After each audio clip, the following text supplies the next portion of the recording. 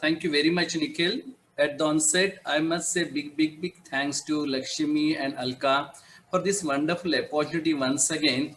And I also welcome all our chief guests today, Dr. Arul Kumaran, Dr. Narendra, and Dr. Rishma, the National President Usha Sharma, and Meena as Secretary. All of the office bearers, it's indeed pleasure. I will start sharing my screen. Yeah. Whenever I used to have yes. Just always used to start saying that welcome to ISOPA because I realize while working as a president how much work we can do under this banner. And Lakshmi, it's very true that this stone which has been laid by Sneha during my presidential year really has gone far away, and I'm so happy that you have glorified it in far better way by making it as a Vidarbha ISOPAB National Conference. So many wonderful activities, so many nice programs, live box activities. Went to even Melghat with Manju and we distributed pulse oximeters. And this is when I installed Lakshmi. And Lakshmi, you really made a real, actually the change in the Vidarbha ISOPAB with Secretary Alka. And I'm very sure that this is going to go a long way. I congratulate entire group for this wonderful group. And then we are going to start with the today's talk. You know, friends, what actually we are going to do, we are going to have a very practical discussion about the IUGRN because all the panelists are so senior, so expert clinicians. I'm very sure we can extract something very different than what we used to normally discuss in our didactic lectures or the panel discussion. So, friend, that's why what I have done, I have given the questions in the form of very vague topics, not the direct question and answer sort of thing. And also, I'm having a wonderful, actually, the co-moderator with me, Dr. Kalyan, one of the very active member of the Foxy as well as the IAG, and wonderful panels as it has been introduced by Nikhil. So the problems are solved not by giving new information, but by arranging what we have known since long. That's very apt for the common topics like IUGR, PPH, APH, or anemia. And that's why what Ludwig said is very true. What we are going to see today is what actually we can do as far as the preterm, the birth or the IUGR is concerned, because we know that the IUGR is now very well diagnosed. I won't say it's commonly diagnosed, but well diagnosed. But people say, is it an epidemic in India? So let me ask my panelists that let us start with this, like this first question. What is your opinion on that? We have a pediatrician as well with us, Dr. Jayant Upadhyay. I think he's there in the. Yeah, I'm there. I'm Okay, there. good. So, Dr. Chan, do you want to start saying about this? What is IUGR and whether it has really become an epidemic? Are you able to diagnose more and more cases? You are getting more and more cases when you attend your calls as a pediatrician. Good afternoon, everybody. I'm thankful to ISOPAR, Dr. Lakshmi, Dr. Milind Shah, Dr. Alka, and all the office bearers of ISOPAB. I bring best wishes from Central IAP as a National Vice President of IAP in 2021. Good afternoon, everybody.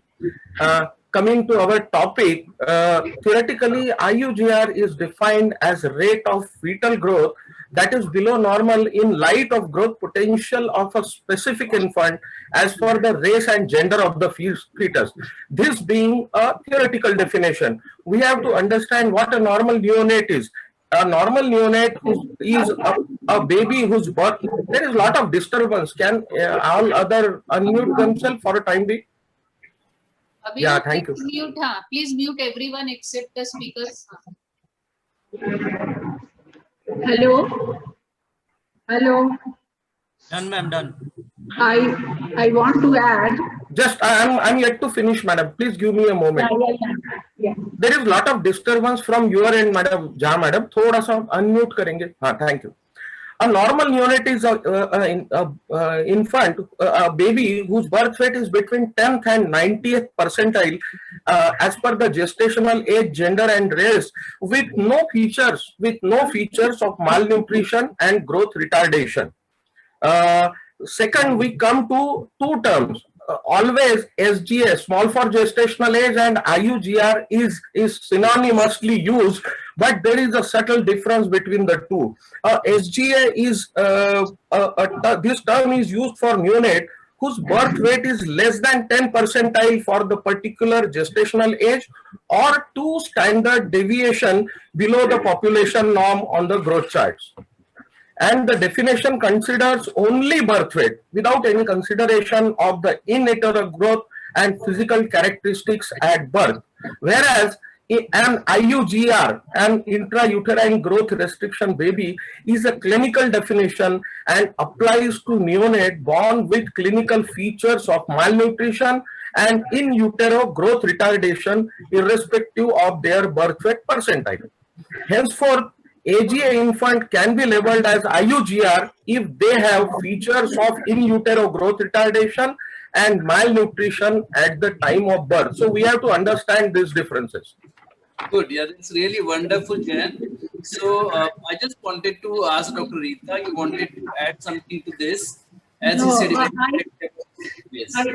I wanted to tell that IUGR is literally a pathological decrease in the rate of fetal growth. It is pathological thing, and it is the diminished rate of growth. By definition, it does not mean a fetus is hypoxic also, but there is restriction of fetal growth. That is very important. That's very true. Milind sir, can I add a point, please? Yeah, absolutely. Yeah, sure.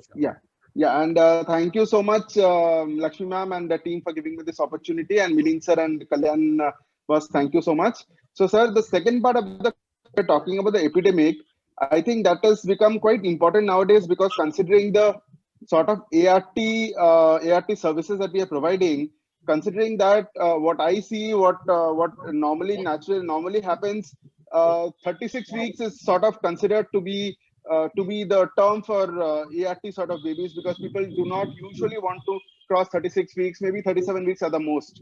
And there are, of course, ART related complications like there can be IUGR, there can be things, but no one wants to take, taking that risk becomes a little bit too much for everyone, I guess. So basically, that is one of the causes, I think, is adding on to this small for gestational age babies, I would say, not taking the risk, or even, the parents, the mother, the father of the baby, the infant will be born.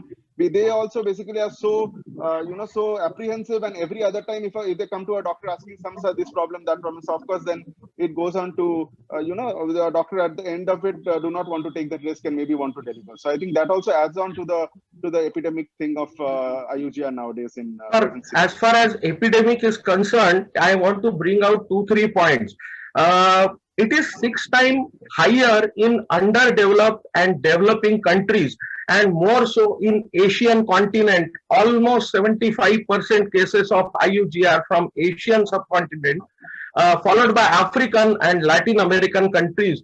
Countries like Bangladesh, India comes on number 2, Pakistan, Sri Lanka, Cambodia, Vietnam, Philippines, Indonesia, Malaysia, Thailand, and China, they come in that order. You can see how many countries from Asian subcontinent are coming. So it is said that there is a pandemic of or epidemic of IUGR not only in India but Asian continent. Very true. It is applicable everywhere. That's why today morning when I was in AK Hospital, Singapore, the same discussion happened, Dr. Jain. Dr. Right. Kalyan, you take very rightly pointed about by all the speakers and Dr. Priyankur. Now our next question will be, what are the tips of calculation of the dates? So it is very important that you should know the EDD properly. So now we'll go back to Dr. Mala madam. How are we going to calculate the dates for these mothers, ma'am? When we are thinking about IUGR, it is very important to know the exact date of the last menstrual period. And that is the best way to calculate the expected date of delivery. Now, sometimes the patients may be having long cycles. Sometimes the patient may be having irregular cycles. Sometimes the patient may not remember their last menstrual period. So in that case, the first ultrasound that she has got done, that is the best way to calculate the expected date of delivery. Yes, And ma'am, even very for rightly women, said. So for the normal cycles, we are going to follow the Niggles rule. That is, first day of last menses is noon, and depending on that, the period was normal. So now Dr. Mala is telling us about if cycles are irregular, how we are going to calculate, ma'am. See, if the cycles are irregular, so when the patient comes to the doctor for the first time, when the doctor does a clinical examination, she finds she is pregnant, and she also advises an ultrasound at the first antenatal visit. That is very important to calculate the expected date of delivery. Because if the first ultrasound is done, as the chart shows, between 7 to 12 weeks of gestation, the accuracy is plus minus 5 days. And here also, if we calculate from the CRL, that is a better parameter for calculating the expected date of delivery rather than other pointers. And of course, when we do between 13 to 20 weeks of gestation, the first ultrasound being done between 13 to 20 weeks of gestation, the plus or minus 1 week definition can be there. So that is how So we very, calculate the Yes, yes. Yes, ma'am, very right. expected date of. Yes. We have to mention the True, ED on the paper if a patient is having irregular cycles. So we write corrected EDD for this patient is this. And as Yes. Dr. Mala has rightly said about how to document if she comes in the ultrasound with first trimester, second trimester, Yes, and third trimester. Hello. So documentation on antenatal card is very important. And anybody wants to Hello. add something, sir? Yeah. Yes, yes. Yeah, yes. Dr. Ram Prasad want to add Yes, something. the thing is that what Madam Mala has said is absolutely right. But few cases we come across to problem. The patient is said his date is accurately he stating his date, and you have also done ultrasonography, TVS, and there is also you have detected a date, but there is a discrepancy of more than 7 days or more than 10 days. Then the questions comes. Should we take the LMP from that to calculate the EDD or took the transvaginal sonography? If it is the dictum is that if the patient is herself is accurately calculating his LMP and you have done also the very good transvaginal sonography, if it is less than 5 to 7 days, 5 or 6 days, then LMP should be calculated and be taken as a accurate date for the calculation of the EDD. But if it is more than 7 days discrepancy and you have done a good transvaginal sonography in first trimester, then ultrasonographically estimation of this EDD should be to be taken in account. This is my opinion, because sometimes in early onset IUGR, 1 week, even 5 days, 7 days is important, whether we will wait or not wait for delivery. Very true. Yeah, this is very Kalyan important. boss, can I add on one thing, sir? Yes, Dr. Priyankur, yes. Yes. Yeah. So basically, another thing, as I was talking about the ART thing in the beginning as well, I would again go back to the ART thing, because most of the things nowadays, what happens is once the IVF is done, the patient is usually transferred back to the local clinic wherever they are from. And once you transfer, it's very, very important for the ART clinician to write over there the date of transfer, embryo transfer. Because in a case of a IVF, it's the date of embryo transfer from where we have to calculate the EDD and not from the date of LMP. Yes, So Dr. that again has Priyanku, to be kept in mind. it is not in problem in the ART embryo transfer. It is problem in the other where there is a natural conception. Yes, Correct. the problem Very of good, calculating very date No, that is true, sir. in natural conception. That is So- also true, sir. That Yes, since you we and are ma'am very had already thankful to mentioned, everybody so I thought I'd for good mention this. inputs. And now this problem is solved that if cycles are regular, we are going to follow Niggles rule. As per as possible, first trimester or second trimester ultrasound, we are going to follow. Over to Dr. Milind Shah sir for next question. Yeah. Now see, this is very true. We understood that now overall the baby is small. It could be SGA, it could be the IUGR as well. We'll have to, then accordingly see which type of IUGR it is. So let me ask our NST man of ISOPAP, Dr. Sukumar. So do you want to say something on this? I want to know your perspective as obstetrician, and then after that, Dr. Jayan's perspective as far as the types is concerned as a pediatrician. Yes, Sukumar, please. I think the first of all, I will consider the term IUGR should be replaced by FGR, FCR. fetal growth Yes. restriction. That is fetal growth number one. restriction. Correct. Yeah. Number two, the definition should be very clearly defined that initially this asymmetrical and symmetrical and mixed pattern has been clearly shifted towards other side. Yes. This was the older classification where Yes. you used to use the head circumference and abdominal circumference and define this one as asymmetrical, symmetrical, or mixed. Nowadays, it has been defined in a completely different way. It is the early FGR or late FGR or severe FGR. This is the current definition. So that if it is before, so the definition wise, if it is less than 10 centile of the abdominal circumference or the weight, if it is less than 10 centile, then it is FGR. And if it is detected before 32 weeks, then it is early FGR. 32 weeks onwards, it is late FGR. And if it is less than 50 centile, then it is severe FGR. These are the three definitions nowadays by all societies, particularly the Society of Fetal Medicine. Yeah. So Jan, very quick remarks because we have now 20 minutes only remaining and we have so many. As already mentioned by Dr. Sukumar, symmetric and asymmetric IUGR is a very good classification. In symmetric, it begins early in the gestation.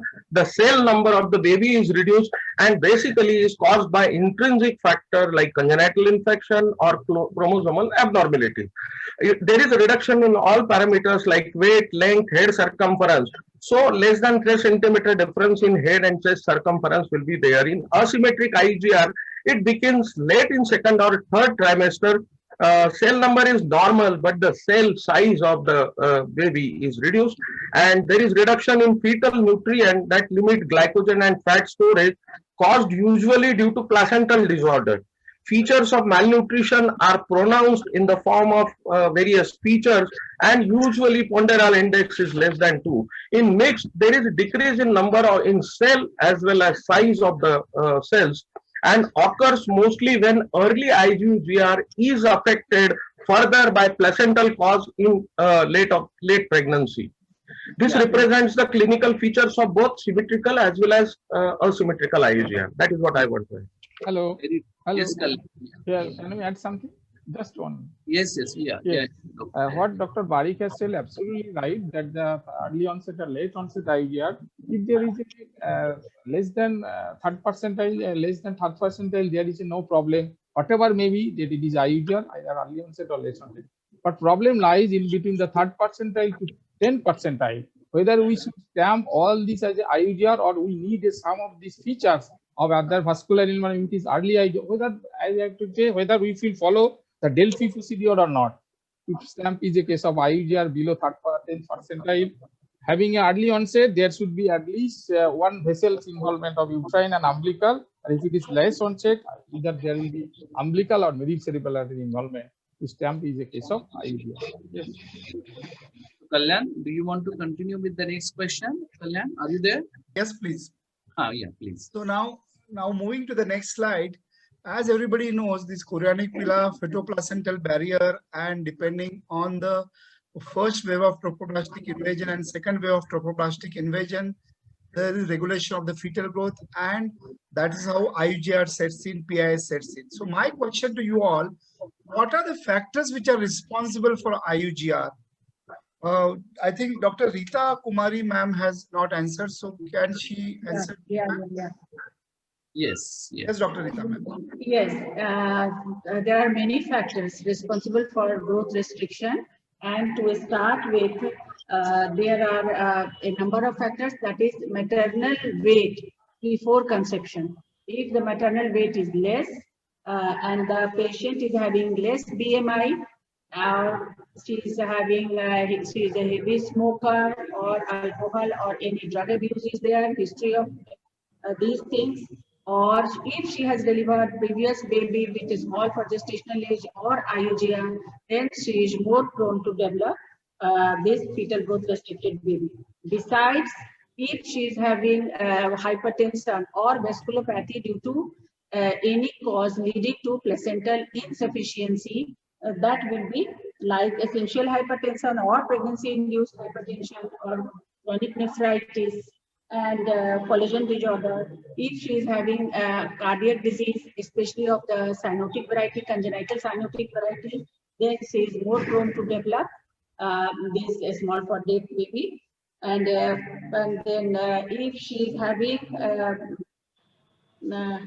women with thrombophilia and or sickle cell disease, these ladies are more prone to develop a restricted baby.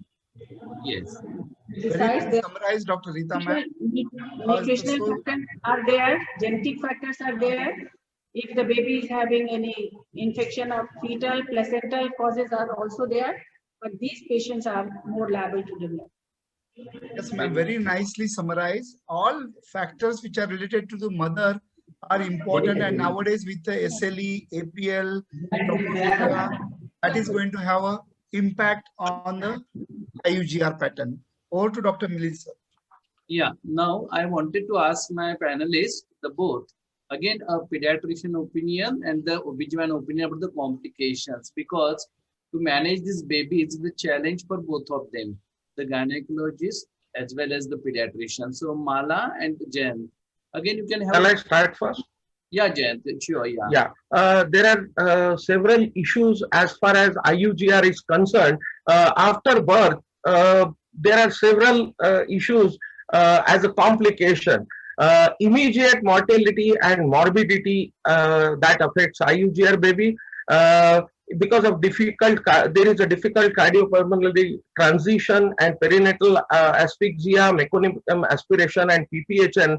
Immediate complication, they include hypothermia, hypoglycemia, hyperglycemia, hypocalcemia, polycythemia, jaundice, feeding difficulties, feed intolerance, necrotizing enterocolitis, late onset sepsis, and pulmonary hemorrhage. The long-term morbidities include impairment, mainly impairment of growth and neurodevelopment. Growth in symmetrical IUGR, there is a stunted growth, whereas in asymmetrical IUGR, these baby may catch up the inherited growth pattern if optimal environment and nutrition is given to the baby after the birth. Neurodevelopmental growth is concerned, cognitive developmental delay and neurodevelopmental abnormalities are very common, and these need to be considered while considering the management of the IUGR baby after birth. Very true. So Mala, now you add on this, because कई सारे हमारे patients अक्सर यही बोलते हैं कि doctor साहब आपके पास हम दिखा रहे थे और अभी ये बच्चा ऐसे हो गया, इसको क्या करें? And we all know that eventually this baby, when he will become adult, it could have so many complications that Jen told.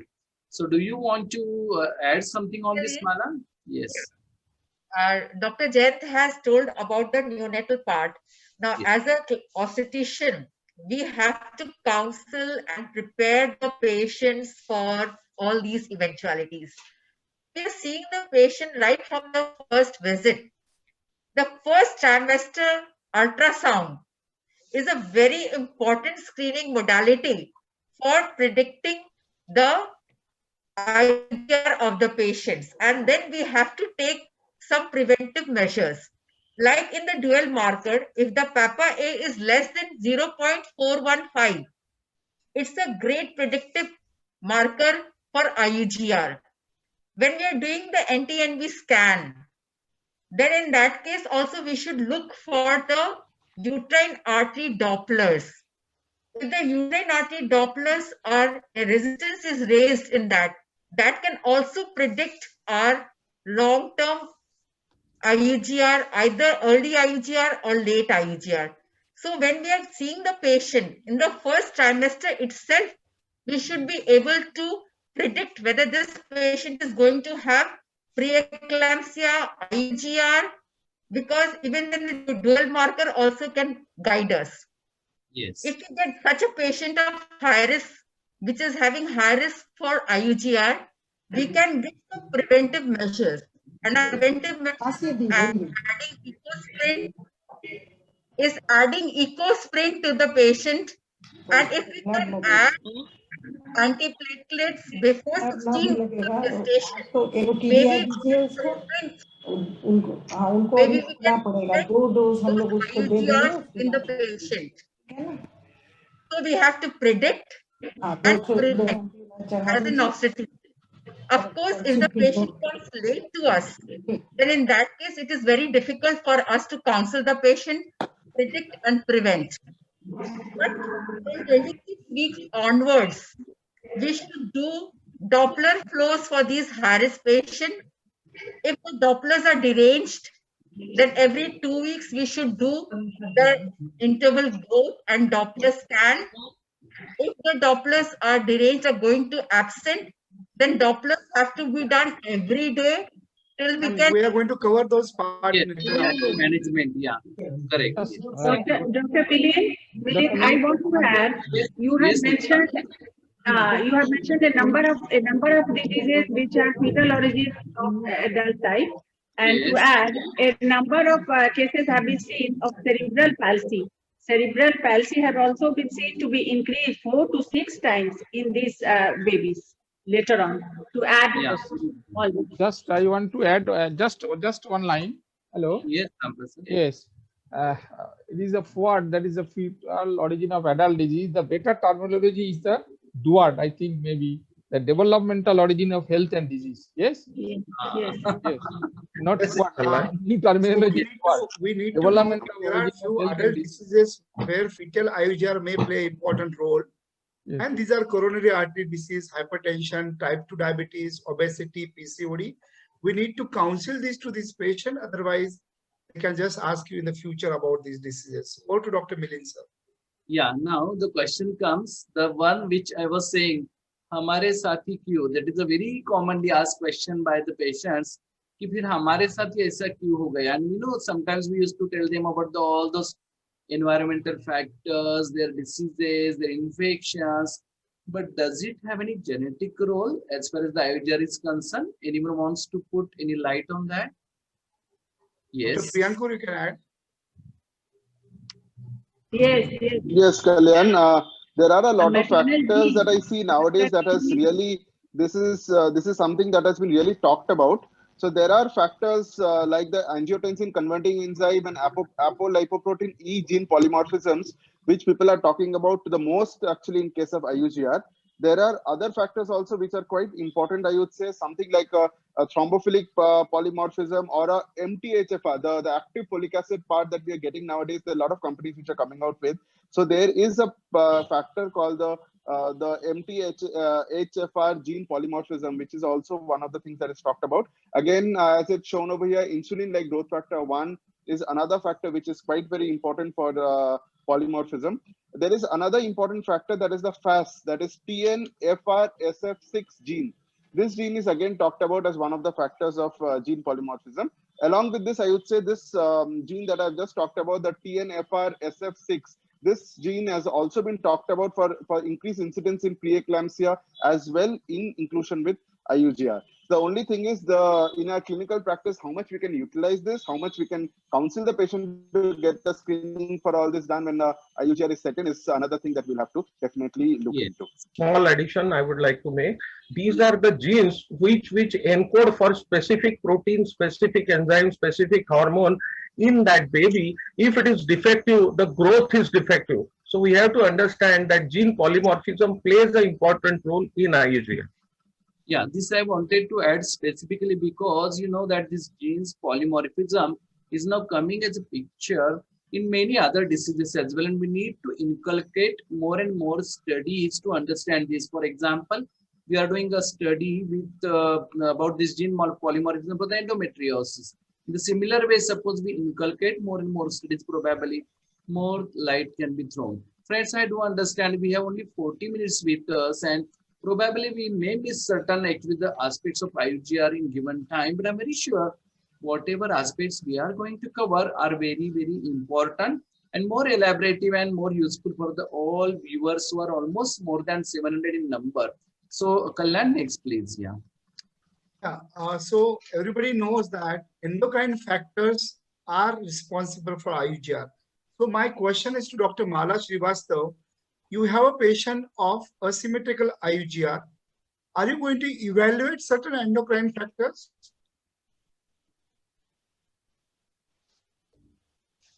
Yeah, anyone else can take, suppose she's not available. Rita, Priyankur, yeah, Sukumar. Yes, whoever wants to take, you can take it. Yes. Yes, sir. So one of the important factors that I would talk about is the thyroid factor. Thyroid has in fact nowadays been recommended by the RCOG also, and they are saying that a mandatory thyroid screening has to be done. Along with this, there is another very important factor, that is the prolactin, sir. There is a prolactin factor, increase in prolactin or a hyperprolactinemia can also lead to IUGR that has been looked at very recently. So I think these are the two most Dr. important Vivek? factors, very easily correctable, Yes. which should be done for a patient initially. Besides, Yeah. besides Dr. Ablet, besides the thyroid and carbohydrate metabolism, glucose and insulin, that should be also taken care of, because long-standing diabetes, which vasculopathy, this has also effect on the placental circulation. Yes, ma'am. So, Very well said, ma'am. The role of insulin-like growth factors 2, insulin-like Yes. growth factor binding protein 2, and insulin-like growth factor 3, and vasoactive intestinal polypeptides in IUGR has been proven and documented, ma'am. So very well. Yes. So now And another thing is, like Mala ma'am has already mentioned about the PAP-A level, that has to be also kept in mind when we are doing it in the endocrine factors. The Yeah. main basis for our, our early prediction of the IUGR in the first trimester. Because up till now, we always used to have a thrust only in the second trimester diagnosis. But now the prediction can be very well with quite good accuracy with the help of first trimester screen as well. So coming to this,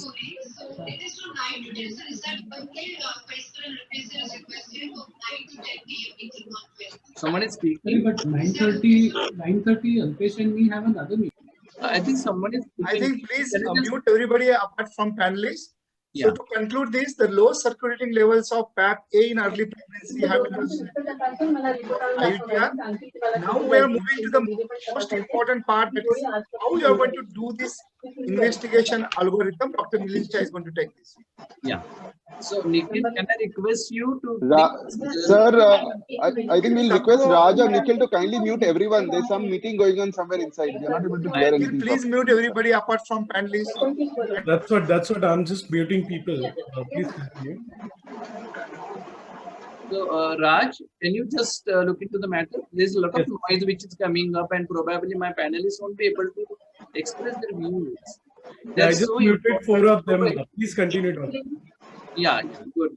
So because see, I want to respect all my panelists who are so senior and they're given time for this wonderful panel discussion. So I don't want to waste that time. So Raj, please look into the matter. And now coming to the investigation algorithm, what is your sequence? All of you, whoever wants to take this question, you can take that and let me know that what is your actually the way to go for the further investigation. Hello. Yes. Can I start? Yeah, you can. Yes. So the regarding the investigation, as we are giving also very important to the Raj, please look into this. So before going to Yes, I'm working. investigation, at the time of booking, you have to do a risk assessment for the prediction whether this mother, the baby will be entranced into the phase of intrauterine growth, etc. If you can go for the risk assessment score, whether there is a major score or minor. If there is a major, yes. So if there is a major, then you can straightforwardly go for the growth scan at time of 26 or 28 weeks. If there is a 3 or more minor risk factor, you can do early prediction by the uterine artery Doppler. And if you find this abnormality, you can go for the 26 to 28 weeks onwards. And depending on the vessels after that, whether uterine artery abnormality can be detected in the early around 18 to 20 weeks. After that, you have to go for the umbilical artery vessels, and then this you have a given idea what other vessels will be taken to ATAGON, and whether there is a severe IUGR or there is a mild to moderate mild IUGR. So according to this, we have already shown you what the vessels you have to do. Yes, if it is a diagnostic test has been already shown. And if there is early onset, you also go for the, not keeping in mind that always it is the uteroplacental disease or the aneuploidy screening, and also some of the other infections, also congenital infection, you might also rule out. Yes. So we have a lot of things available with us as far as the investigative approach towards IUGR is concerned. As the role of the team part, so, I'm going to request Kalyan to take the next question because this part is covered partly in our actually the previous discussion. Yeah, So I'll be very short in this. Yes. So, Dr. Priyankur, you have a patient of IUGR. Now she has a problem, and now she has come to you after 6 months, and she's asking you, what is the role of preconception screening? Yes, Dr. Kalyan, preconception screening is one of the most important concepts that I would say is coming in the last 3 to 4 years, because it's very, very important for us. Nowadays, all the couples are usually they plan for a pregnancy a little late. So they come to us before a pregnancy where they come and tell us that please screen us whether everything is normal, and based on that only they go ahead with the thing. Obviously, there are chances like a woman who has conceived a little late in her little elderly age, so maybe there would be chances of hypertension, diabetes, etc. complications, which once corrected prior to the pregnancy always gives a much better way. So I always say this, it's much better to correct all your complications preconceptionally rather than try to correct them conceptually. So that would be one of the messages I think that should go to all the audience that is present here. Okay, Dr. Mala, ma'am, I'd like to ask you, what is any role of post-mortem studies if there is a IUD? What we are going to talk to this couple who is already in the devastated state. Yeah. There is a role of post-mortem study, like fetal autopsy. That's what we say, fetal autopsy. Yes. What are the patients in which you are going to recommend for all where you know that there is a reversal of end-diastolic flow at 28, 30 weeks? Are you going to recommend when you are thinking of some syndromic baby, there is a role of autopsy on these patients. Otherwise, or those cases where you are unexplained IUD with everything going on. Yeah, because sudden IUDs, which definitely we know can happen in diabetic mothers, uncontrolled diabetic mothers, or IHCP. These are the conditions where there can be sudden IUD. But if we think that the IUD has occurred due to IUGR or compromised placental circulation, then in that case, sometimes the autopsy has a great role in which you want to figure out any genetic cause. Very well. So you want to take the blood of the fetus for cytogenetic and DNA studies of the POC. Yes. For genetic testing, for aneuploidy and any chromosomal disorder. It's a very good take-home message for everyone that nowadays the DNA storage has become again a very easy actually job which we can do in very low cost.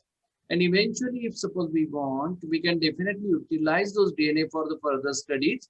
If it is a syndromic baby, as Mala told very correctly, and that's why this poem itself is a very, very self-explanatory how actually the IUGR baby as well need to be managed. That is the, I think, last question we can take, because I do understand our time is up to 3:50. But about the, some interventions, Kalyan, you want to start with the what you do in your own clinic, and then let the all panelists quickly say one after other, one interventions which they tried to manage IUGR. So for me, any patient who comes to me, I give her adequate bed rest, parental nutrition to the mother, calcium supplementation 2 grams, calcium supplementation for hypertension, nutritional supplement for fetus, antihypertensive therapy wherever she is mild or moderate hypertension. Anybody is trying for oxygen therapy. Now my question is to Dr. Mala ma'am. Yes. Yeah, all of you can take this one or two other interventions and tell your experiences. It is not that we all are trying this in our babies or the mothers, but if anybody is doing it, kindly experiences. Any unique experiences? Yeah. Has anyone tried this oxygen therapy? I never tried it up till now. Yes. No, we have never tried oxygen therapy. Correct, yeah. Me too neither, sir.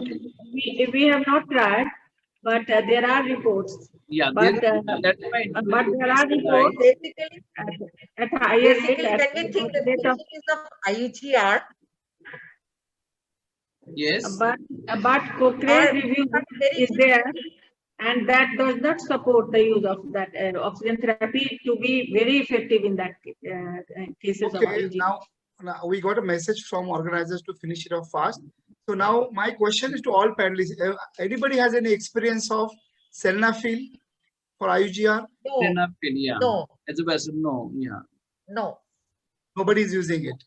no, Nitric oxide donors? no.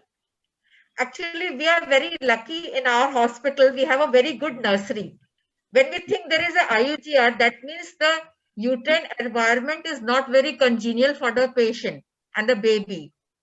So try to take out the baby in time and give a better, maybe a better environment in NICU. We have been lucky enough to save the babies of 620 grams, 700 grams, 26 weekers, 28 weekers. So we have a excellent neonatologist team. Yes. When I we like think your Very well. the environment is hostile, it's better to go take out for the baby. evidence-based proven interventions, which are only balanced energy protein supplementation, intermittent preventive treatment of malaria, multiple micronutrient supplementation, insecticide-treated nets, and antiplatelets for preeclampsia, and smoking of cessation and alcohol stoppage is the treatment which is recommended. Yes, yes. This is very true, Mala. What you have put again, that is again good take home message.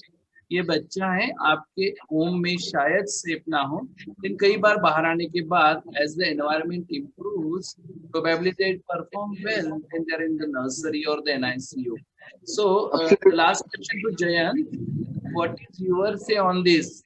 Should we give this baby to you at what time and what actually you are going to do as far as this examination and the treatment is concerned? Very quick answer because I understand it's 3:50 already. Same Last Yeah. 2 minutes. I'll finish off. The postnatal diagnosis of IUGR, the slide has already been put. I'll elaborate on those points. Anthropometry, as we know, it is at less than 10 percentile as per race, sex, levels of neonate as SG or IUGR. In symmetrical IUGR, weight and head circumference and length will be less, already told you. Asymmetrical IUGR, only weight is less than the 10th centile, but rest will be normal. The clinical features which are very prominent in an IUGR baby, they are typical of malnutrition with a large head compared to rest of the body, large wide anterior fontanelle, absent buccal fat, small or scaphoid abdomen, thin umbilical cord often stained with meconium, decreased skeletal muscle mass and subcutaneous fat tissue, loose, dry and easy peelable skin, long fingernails, relatively large hands and feet, loose skin folds in various parts of the body, anxious and hyper alert infant, poor breast bud formation and immature female genitalia. Other things which are there is ponderal index. If it is less than 10 percentile, reflects fetal malnutrition, and if it is less than 3, it indicates severe malnutrition. Mid-arm circumference to head circumference normal is 0.32 to 0.3. If it is less than 0.7, it indicates malnutrition. Clinical assessment of So much. Thank you so much. I think we don't have much time. Conclude, please. Thank you very much. Jayant, really, I understand because we know about this Barker hypothesis and we know all about that. It's wonderful. Actually, the diagrams were taken from Dr. Deepak Sharma's paper, and we acknowledge because we understand that it's a lot of effort they have been put to understand this, and I'm very sure. Suppose we do that way, definitely we are going to manage this IUGR babies well. We are going to screen them well, as well as we are going to do the interventions at proper time.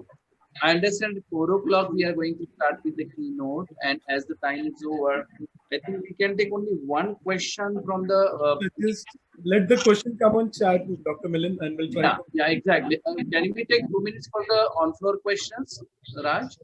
I would say we are running on time. Let's continue because next speaker is waiting. Okay. So we'll take only 2 questions. Let me see in the chat box. Kalyan, you can also have a look in the chat box. Are there any pertaining and unique questions? You can take only 2 questions. Or anyone from the floor, the other office bearers or the other dignitaries, they want to add any comments, ask anything. I think from Dr. Jayam, can you just give one tip for prevention of IUGR, which a gynecologist might be missing? Dr. Jayant Upadhyay. Yeah, involvement of a pediatrician at an early stage when you are suspecting a IUGR will be a good suggestion. And I know every obstetrician is trying thoroughly, screening it properly and taking all the precautions. Still, my request is to involve a pediatrician or a Thank you, sir. Thank you neonatologist so at much. the earliest. That is very well said. We have to give time to pediatrician to counsel these patients before a cesarean or before a delivery, so that they are going to tell them about the future consequences. Thank you, sir. Dr. Milind, sir. Yeah, To thank you conclude. very much, friends. I understand that we already covered our time, and I must say big thanks to all these very expert panelists. All of you have put definitely a good light on this IUG babies, as far as the diagnosis and the management is concerned, as well as the neonatology part of it. I'm really thankful to all of you for your wonderful contribution. And once again, thanks to entire group of my own Vidarbha ISOPAP for this wonderful opportunity. Lakshmi, thank you very much. Thank you. Thank you all Thank you. panelists for such a Thank you. lively interaction. Thank you.